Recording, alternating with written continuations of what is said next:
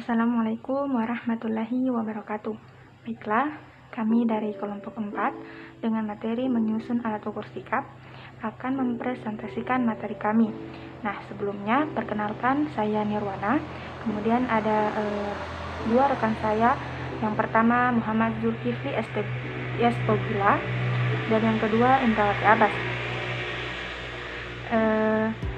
Jadi pada materi ini ada 3 poin. Kami akan menjelaskan masing-masing 1 poin. Nah, poin pertama yaitu prosedur penyusunan indikator bidang afektif akan dibawakan oleh Muhammad Zulkifli Estogila. Materi kedua yaitu prosedur penyusunan alat ukur sikap akan dibawakan oleh saya sendiri. Dan yang terakhir, alat untuk menilai gaya belajar siswa akan dibawakan oleh Indrawati Abbas. Nah, baiklah, langsung saja kita ke pemateri pertama. Perkenalkan, nama saya Muhammad Zulkifli Estogila selaku pemateri pertama, dan ada rekan saya Indrawati Abbas bersama Nirwana selaku pemateri berikutnya. Materi pertama, prosedur penyusunan indikator aspek afektif. Penilaian hasil belajar afektif adalah kemampuan yang berkenaan dengan perasaan, emosi, sikap, sederajat, penerimaan atau penolakan, status objek. Adapun kompetensi yang harus dimiliki dalam ranah afektif yaitu kemampuan bersikap, berpikir, dan bertindak secara konsisten sebagai perwujudan dari pengetahuan, sikap dan keterampilan yang dimiliki oleh peserta didik. Menurut Direktorat Pembinaan SMA 2010, prosedur pengembangan perangkat penilaian afektif adalah sebagai berikut. Melakukan analisis SI garing SK garing KD, penyusunan kisi-kisi, membuat instrumen, menyusun instrumen observasi atau pengamatan. Selain itu, harus dilakukan penyusunan indikator penilaian afektif. Menurut taksonomi, ada 5 tingkatan ranah afektif, antara lain sebagai berikut. Yang pertama yaitu ranah afektif jenjang penerimaan. Yang kedua, ranah afektif jenjang reaksi. Sedangkan yang ketiga yaitu ranah afektif jenjang penilaian. Yang keempat, ranah afektif jenjang organisasi. Sedangkan yang kelima, ranah afektif jenjang karakteristik. Baiklah, di sini saya akan melanjutkan materi dari Muhammad Zulkifli Estogila, yaitu prosedur penyusunan alat ukur sikap. Jadi telah dikemukakan bahwa alat ukur sikap ini berupa non-tes. Nah, jadi ada beberapa macam model yang bisa kita gunakan untuk alat ukur sikap ini. Yang pertama yaitu ada model checklist. Nah, untuk model checklist ini teman-teman bisa melihat contohnya pada layar. Di sini tugas para siswa adalah memberikan tanda cek atau checklist pada pilihan yang tepat atau yang mereka sukai.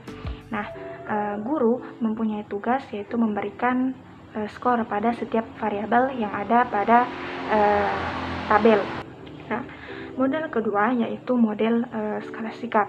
Nah, model skala sikap ini ada 2 macam, yaitu Thurston dan juga Likert. Nah, pada dasarnya 2 model skala sikap ini sama, hanya berbeda pada skala penilaiannya saja. Nah, kalau skala model Thurston itu menggunakan skala kualitatif, nah sedangkan pada model skala sikap atau pada model skala sikap model Likert dia menggunakan skala kualitatif. Nah, untuk contoh dari kedua model skala sikap tersebut, teman-teman bisa lihat pada layar teman-teman. Nah, yang ketiga itu ada daftar baik dan buruk. Nah, daftar baik dan buruk ini digunakan untuk menilai kebaikan dan keburukan siswa sesuai atau dikaitkan dengan kriteria yang sudah ditetapkan sebelumnya. Nah, untuk contohnya teman-teman bisa lihat kembali pada layar teman-teman. Nah, yang terakhir itu ada model kuesioner.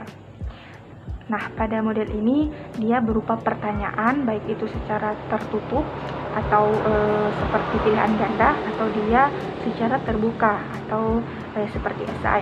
Nah, contoh-contoh alat ukur sikap tadi dapat digunakan sebagai alternatif dan dikembangkan sendiri oleh guru sesuai dengan tujuan yang ingin dicapai.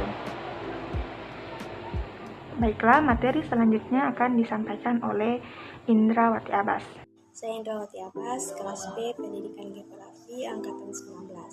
Nah, di sini saya akan melanjutkan materi dari teman saya, yaitu alat untuk menilai gaya belajar siswa. Menurut Potter, Reactor, dan Singer-Nuri, pada tahun 1999, gaya belajar siswa dapat dipilah menjadi 3. Yang pertama, visual, auditorial, dan kinestik. Yang pertama, visual. Ciri-ciri gaya belajarnya, yang pertama itu teratur, memperhatikan segala sesuatu, serta menjaga penampilan.